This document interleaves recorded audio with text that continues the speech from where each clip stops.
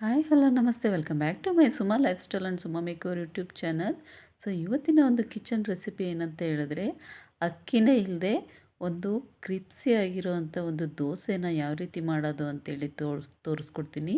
So ಇದು ನಾನು ಯಾವುದೇ ರೀತಿಯ ಅಕ್ಕಿ ನೆನೆಸಿ ಕೂಡ ಮಾಡಿರೋ ಅಂಥದ್ದಲ್ಲ. ಸೊ ಯಾವ ರೀತಿಯಾಗಿ ಅಂತೇಳಿ ನಿಮಗೆ ತೋರಿಸ್ತೀನಿ. ಅಕ್ಕಿನೇ ಇಲ್ಲದೆ ಇರೋ ಅಂತಹ ಒಂದು ಒಳ್ಳೆ ರೆಸಿಪಿ. ಸೊ ಹಾಗಿದ್ರೆ ಬನ್ನಿ. ಸೊ ಹೆಸ್ರು ಕಾಳನ್ನ ನಾನು ತಗೊಂಡಿದ್ದೀನಿ. ಒಂದು ಆ, ಈ 200 ಗ್ರಾಮಷ್ಟು ಹೆಸ್ರು ಕಾಳು ತೊಗೊಂಡಿದ್ದೀನಿ. ಮತ್ತು ಅದರ ಒಂದು ಅರ್ಧ 200 ಗ್ರಾಮ್ ಅಂದರೆ 100 ಗ್ರಾಮ್ ಆಗುವಷ್ಟು ಉದ್ದಿನಬೇಳೆನ ಈ ರೀತಿ ಒನ್ ಡೇ ನೈಟ್ ಫುಲ್ ನೆನೆಸಿ ಇಟ್ಟಿರೋ ಅಂಥದ್ದು.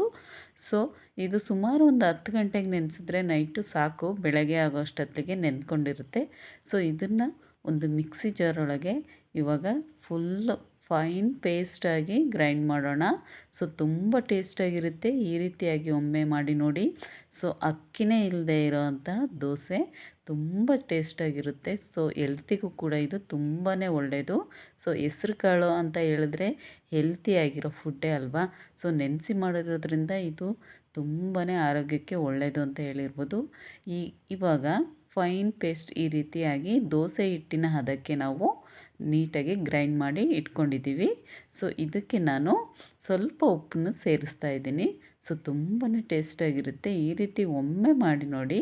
ಉಪ್ಪಾದಮೇಲೆ ಒಂದು 1/2 ಟೇಬಲ್ ಸ್ಪೂನಷ್ಟು ಸಕ್ಕರೆ ಹಾಕ್ತಾಯಿದ್ದೀನಿ. ಸಕ್ಕರೆ ಏನಕ್ಕೆ ಅಂದರೆ ಇದು ಒಳ್ಳೆ ಕಲರನ್ನು ಕೊಡುತ್ತೆ. ಸೊ ಆದ್ದರಿಂದ ಮತ್ತೆ ಒಂದು ಚಿಟಿಕೆ ಆಗುವಷ್ಟು ಅಡುಗೆ ಸೋಡಾನ ಇದಕ್ಕೆ ಸೇರಿಸ್ಕೊಳ್ಳಿ. ತುಂಬಾ ಚೆನ್ನಾಗಿರುತ್ತೆ.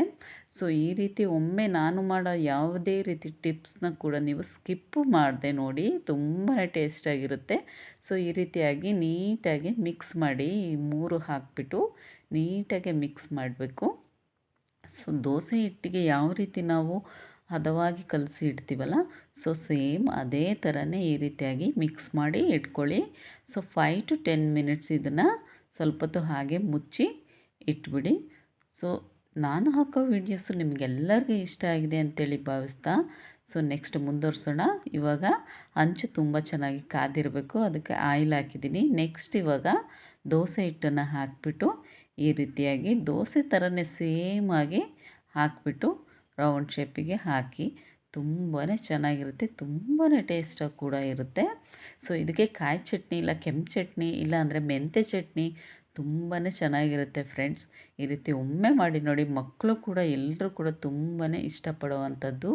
ಮೇಲೆ ತುಪ್ಪನೂ ಹಾಕ್ಬೋದು, ಇಲ್ಲಾಂದರೆ ಬೆಣ್ಣೆ ಕೂಡ ಹಾಕ್ಬೋದು. ನೋಡಿ ಎಷ್ಟು ಚೆನ್ನಾಗಿ ಬರುತ್ತೆ ಅಂಥೇಳಿ. ಸೊ ರೆಡಿ ಟು ದೋಸೆ ತುಂಬ ಹೆಲ್ತಿಯಾಗಿರೋವಂಥ ಫುಡ್ಡು.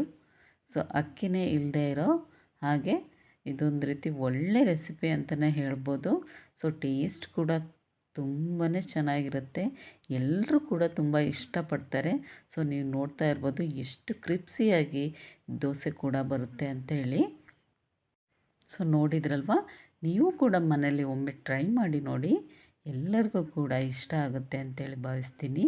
ಸೊ ಈ ವಿಡಿಯೋ ನಿಮಗೆ ಇಷ್ಟ ಆಗಿದೆ ಅಂತೇಳಿ ತಿಳಿತಾ ಇದ್ದೀನಿ. ಸೊ ನೆಕ್ಸ್ಟ್ ವಿಡಿಯೋದಲ್ಲಿ ಖಂಡಿತ ಒಂದೊಳ್ಳೆ ರೆಸಿಪಿಯೊಂದಿಗೆ ಸಿಗ್ತೀನಿ.